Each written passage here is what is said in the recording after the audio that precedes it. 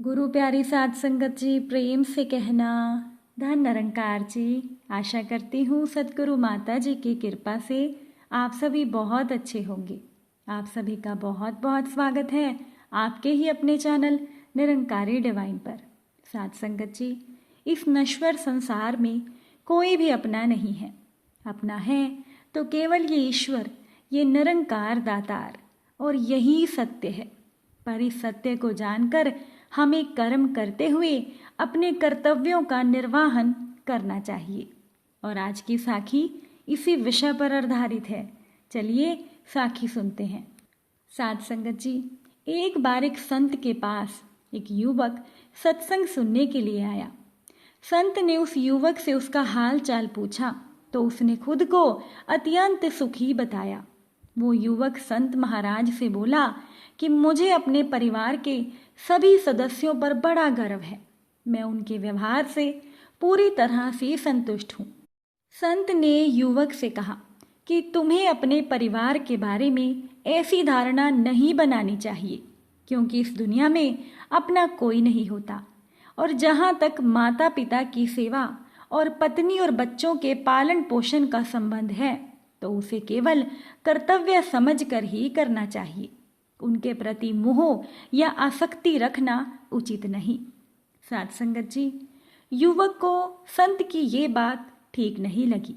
युवक ने संत से कहा, महाराज, आपको विश्वास नहीं कि मेरे परिवार के लोग मुझे अत्यधिक स्नेह करते हैं। अगर मैं एक दिन घर पर ना जाऊं तो उनकी भूख प्यास नींद सब उड़ जाती है, और मेरी पत्नी तो मेरे बिना जीवित भी नहीं रह सकती है।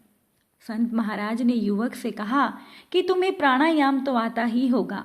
कल सुबह उठने के बजाय तुम प्राण वायु मस्तक में खींचकर निश्चेत पड़े रहना। मैं आकर सब देख लूंगा। साध संगत जी, अब दूसरे दिन युवक ने जैसा संत ने बताया था ठीक वैसा ही किया।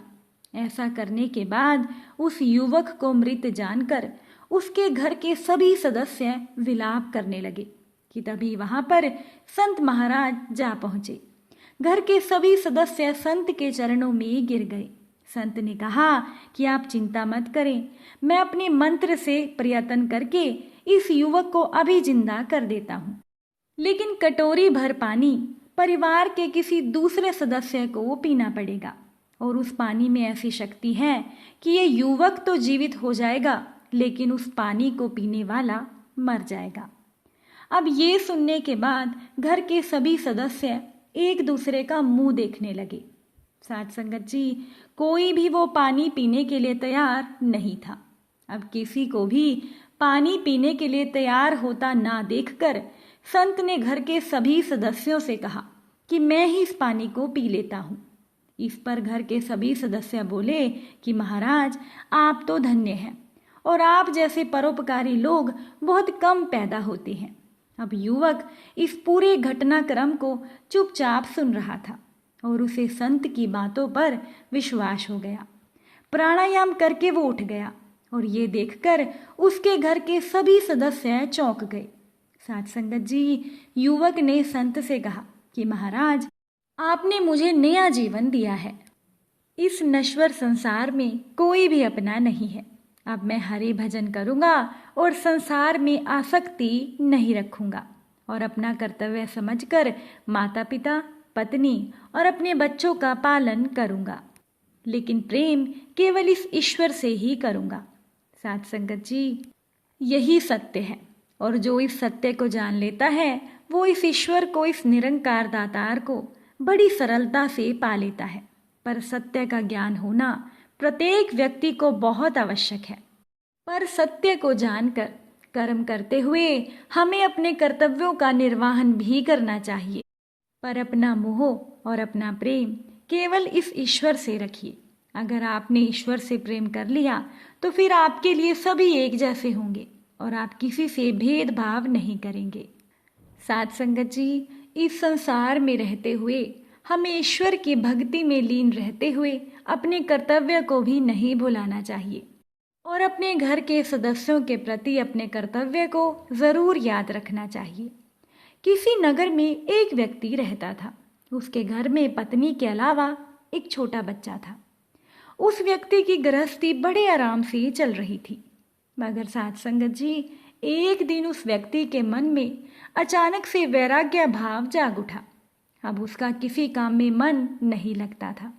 वो दिन रात अपना घर परिवार छोड़कर मोक्ष प्राप्ति के बारे में सोचा करता था। आखिर उस व्यक्ति ने तय किया कि अब उसे मोह माया के बंधन में नहीं पड़ना है और भगवत भक्ति के मार्ग पर आगे बढ़ना है। ये सोचकर वो रात में चुपचाप अपने घर से भाग निकला और वो एक साधु के पास पहुंच गया। साधु के पास पहुंचकर वो व्यक्ति भगवत प्राप्ति का उपाय पूछने लगा। साथ संगत जी, उस व्यक्ति की आकांक्षा जानकर साधु ने कहा कि वत्स, भगवान की कृपा यूं ही किसी को प्राप्त नहीं होती, उसके लिए जीवन में बड़ा त्याग करना पड़ता है। अब ये सुनकर वो व्यक्ति बोला, महात्मन, मैंने भी तो बहुत बड़ा त्याग किया है। इस पर साधु ने उससे पूछा कि जरा हमें भी तो बताओ कि तुमने क्या त्याग किया है। तब इस पर उस व्यक्ति ने कहा, महाराज, जब मैं अपने घर से निकला तब मेरी पत्नी और मेरा एक लौता बेटा गहरी नींद में सो रहे थे कि तभी अचानक नींद में बच्चा चौंकते हुए जोर से चीखा। ये देखकर मैं घबरा गया। मुझे लगा कि अब मेरी पत्नी जाग जाएगी और मेरा घर से निकलना मुश्किल हो जाएगा, पर मेरी पत्नी ने नींद में ही बच्चे को अपने सीने से लगा लिया और वो बच्चा चुप हो गया। इसके बाद मैं चुपचाप वहाँ से निकल आया और अब मैं संसार की मोह माया में फंसना नहीं चाहता। आप कृपा करके मुझे आगे की राह दिखाएं। साथ संगत जी, साधु महाराज ने उस व्यक्ति से कहा कि अरे मूर्ख, दो भगवान तो तेरे घर में ही बैठे हैं जिन्हें तू यूं ही छोड़ आया। जा, जब तक तू उनकी सेवा नहीं करेगा तब तक तेरा उद्धार नहीं होगा। पहले अपने परिवार को संभाल, अपने कर्तव्यों को पूरा कर, फिर सोचना कि पारिवारिक दायित्वों को निभाते हुए तेरा आत्म कल्याण का लक्ष्य पूरा हुआ कि नहीं। साथ संगत जी, ये अध्यात्म भगोड़ों का नहीं, ये शूरवीरों का साथ देता है। परिवार में रहकर भी साधना पूरी हो सकती है। अगर त्याग करना ही है तो अपने भीतर के विकारों का त्याग करना चाहिए। साधु की बातों को सुनकर उस व्यक्ति को अपनी भूल का एहसास हुआ और वो अपनी व्यवहारिक साधना की पूर्ति के लिए अपने घर की ओर लौट पड़ा। साथ संगत जी, भक्ति की शुरुआत तो अपने घर से ही होती है। अगर हमें ईश्वर को प्राप्त करना है तो हम घर पर रहकर भी ईश्वर को प्राप्त कर सकते हैं, क्योंकि ईश्वर को प्राप्त करने के लिए अपनी आत्मा में ईश्वर को पाने की भूख का होना बहुत ज़रूरी है। हम अपने घर पर रहकर अपने कर्तव्यों को निभाकर भी सेवा, सिमरन और सत्संग कर सकते हैं। साथ संगत जी, एक बार एक धर्म गुरु थे। उनके प्रवचनों से प्रभावित होकर एक युवक ने उनको अपना गुरु बना लिया। वो युवक रोज गुरुजी के आश्रम में आता, उनकी बहुत सेवा करता। गुरुजी जहाँ कहीं भी प्रवचन करने जाते, उस युवक को भी साथ लेकर ही जाते थे। इस प्रकार वो युवक लगभग हर सत्संग और हर प्रवचन में गुरुजी के साथ रहता था। गुरुजी को युवक के हाव भाव देखकर कुछ दिन से लग रहा था कि उस युवक का मन कहीं भटक रहा है। एक दिन गुरुजी ने युवक को अपने पास बुलाकर पूछा कि क्या बात है, पिछले कुछ दिनों से तुम बहुत परेशान लग रहे हो। युवक ने जवाब दिया कि गुरुजी, मैं पूरी श्रद्धा भाव से आपकी सेवा सत्कार कर रहा हूँ। आपकी प्रवचन में बताई गई बातें भी मैं पूरे ध्यान से सुनता हूँ, लेकिन मैं आपका शिष्य इसीलिए बना था क्योंकि मैं ये जानना चाहता था कि क्या ईश्वर को प्राप्त करना संभव है। परंतु इतने दिनों तक आपकी संगत में रहने पर भी मुझे इस प्रश्न का उत्तर नहीं प्राप्त हुआ, इसीलिए मेरा मन थोड़ा अशांत है। अब शिष्य की बात सुनकर गुरुजी मुस्कुराने लगे। साथ संगत जी, गुरुजी ने अपने शिष्य को कहा कि इतनी भी क्या जल्दी है, कुछ दिन और ईश्वर के चरणों में बिताओ, फिर तुम्हें ईश्वर की प्राप्ति का मार्ग मैं बता दूंगा। अब कुछ दिन और बीत गए तो फिर से शिष्य को गुरुजी ने अपने समक्ष पाया। गुरुजी ने पूछा कि क्या तुम सचमुच ईश्वर का साक्षात्कार करना चाहते हो। युवक ने उत्साहित होकर कहा कि जी गुरुजी।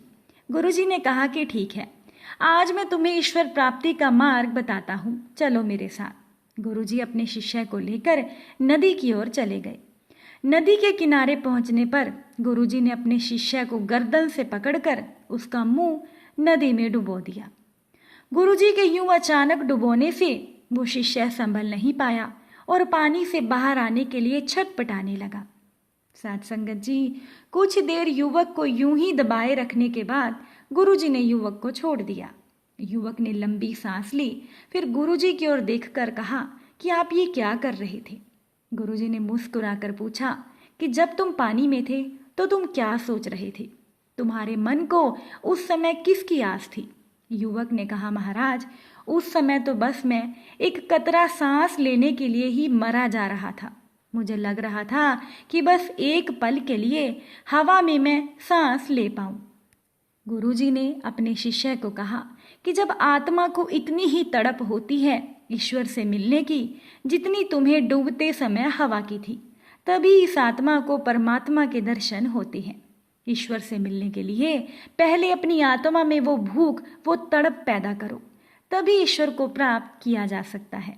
साथ संगत जी, अगर ईश्वर को प्राप्त करना है तो अपनी आत्मा में इस ईश्वर को पाने की भूख होना बहुत ज़रूरी है, और इस ईश्वर को हम अपने कर्तव्यों को निभाते हुए भी प्राप्त कर सकते हैं।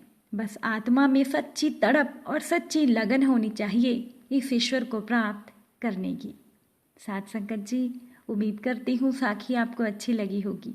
अगर अच्छी लगी हो तो वीडियो को लाइक कीजिएगा और अपने विचार कमेंट में ज़रूर बताइएगा। चलिए अब हम सभी मिलकर सिमरन करते हैं। तू ही निरंकार, मैं तेरी शरण हाँ, मैनू बख्श लो। तू ही निरंकार, मैं तेरी शरण हाँ, मैनू बख्श लो। साथ संगत जी, प्यार से कहना, धन निरंकार जी।